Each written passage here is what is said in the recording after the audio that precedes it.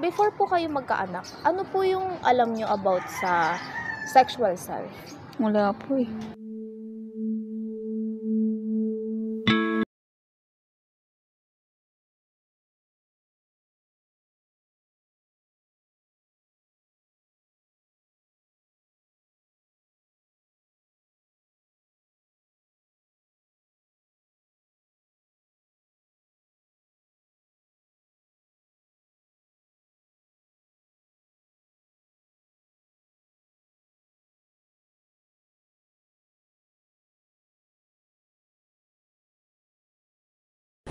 According to Save the Children, about 35% hike in young women aged 13 to 18 years old are facing early pregnancies in the Philippines between 2021 and 2022, partly due to limited sex education, social and cultural pressures, poverty, and restricted access to contraceptives.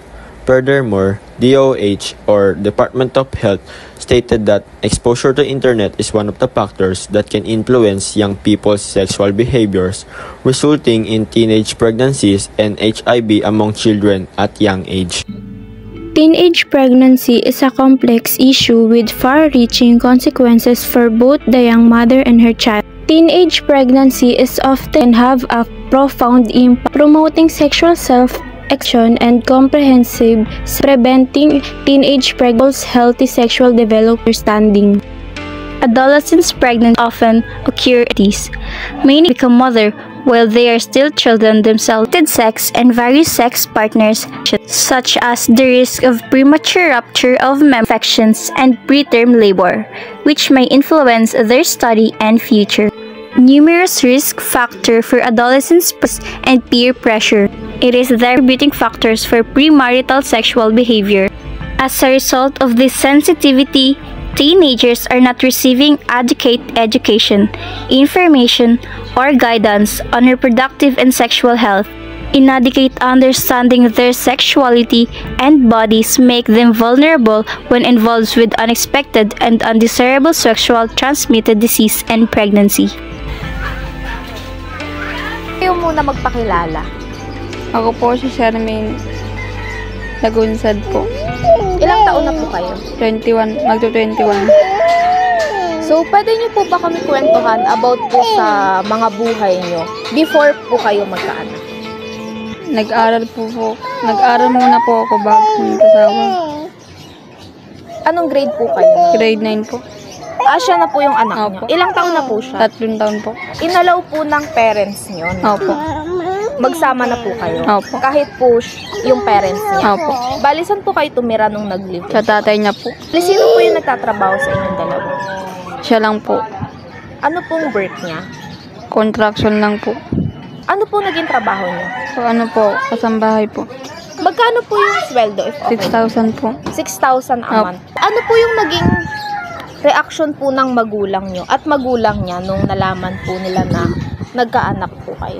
Nagalit naman po sila. So, paano po yung naging condition nyo po? Ano po yung mga naging pagbabago po sa inyo nung nagkaroon po kayo ng anak? Okay naman po. Physically po, ano pong nagbago sa physical na anyo niyo po? Yung iba po kasi, diba, after po nila magkaanak, tumataba po sila or pumapayat. Ano po yung naging sa inyo? Sa akin naman po, parang tumataba-taba naman po ako nun. After niyo po magkaanak, Opo. nung buntis po kayo, sa emotional naman po, tsaka sa mental, paano po yung nararamdaman nyo ngayon na may anak na po kayo? Masaya naman po. Naging masaya po Opo. kayo? Nung buntis po kayo, naging masaya po kayo? Opo. Di ba po nung minor pa po kayo, tapos nung nalaman niyo po na nabuntis na kayo, naging masaya po kayo? Masaya naman po lalo. Kasi nang dumating siya. Bakit po kaya? Ka.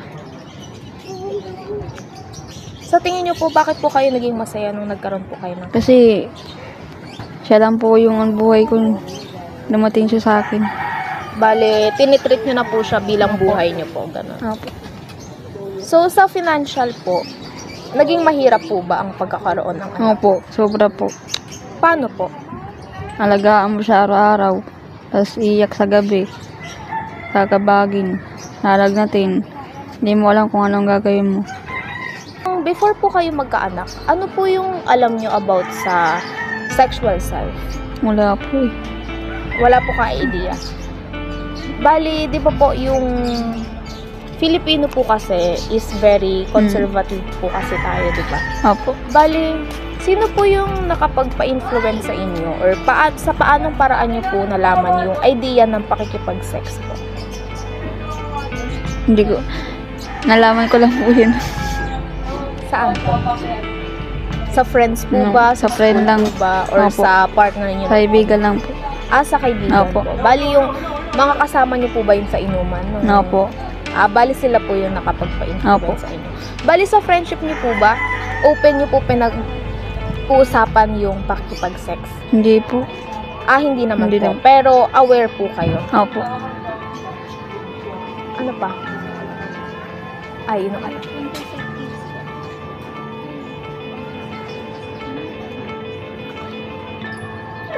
So, may alam po ba kayo about sa mga contraceptives or yung mga protection po?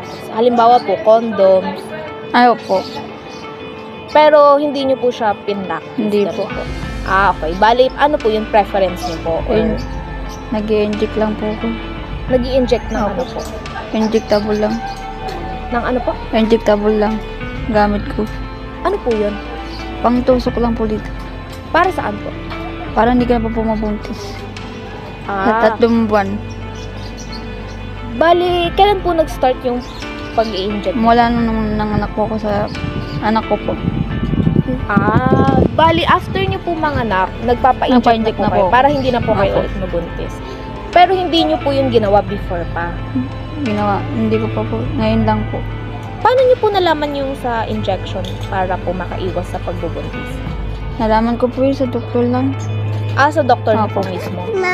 Bali, ano po yun? Libre po yun or may bayad po yun? Wala po. Pero yung effect naman po nun is okay naman po sa katawan nyo. Opo. Okay naman po. Minsan, tamad lang kumain kasi meron daw ganun. Tinatamad ka lang daw kumain. Tapos minsan may sigla ka. Mas, ayun lang po. Minsan nahihilo lang ako. Nahihilo ka lang, pero okay naman. Okay naman. Paano nyo po ma-describe yung kaibahan po ng buhay nyo nung buhay dalaga pa po kayo sa buhay bilang ina na po? Na medyo younger age po. Maging, Ano po? Pwede nyo po i-describe yung paraan po ng pamumuhay nyo or ano-ano po yung mga naging pagbabago or paano po kayo nag-cope sa halimbawa po, di ba? Pag buhay dalaga ka po, syempre sa parents nyo po ikaw umaasa. opo. Kasi minor pa po. Pero nung nagkaanak po ba kayo, paano po yung naging Nagsikap na lang po ako. mag-isa? Opo. Tapos tumutulong din naman mga magulang ko. Minsan po ngayon. Bali, kahit po after nyo po magkaanak, tumutulong po yung parents. Tumutulong pa rin. Kahit po nagalit sila sa una. Opo. So, last na lang po, kung makapagbibigay po kayo ng advice para sa mga batang kababaihan or sa kabataan, ano po yung mai-advise mo about sa teenage pregnancy? Sana mag-ingat po sila kasi mahirap ang buhay. Lalo na pag wala trabaho partner mo, hindi kayo makakabuhay ng ayos.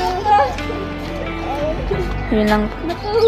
High school students' sexual self-concept improve with age, implying that younger teenager may take contraception less frequently due to a lower sexual self-concept.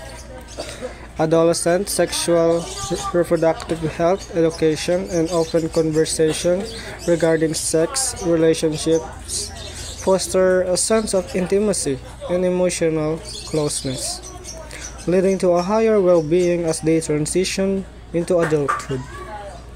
Adolescence is a distinct and essential stage in life during which people reach sexual maturity. The importance of understanding of sexual self is vital for us to mitigate the alarming cases of teenage pregnancy and other sexual consequences. I am Micaela Esario. I am Major Piñalosa. I am Hanabi Sori. I am Jeremy Manolo. And I am Dr. Sinabante. And we are the Group 3 Sexual Self.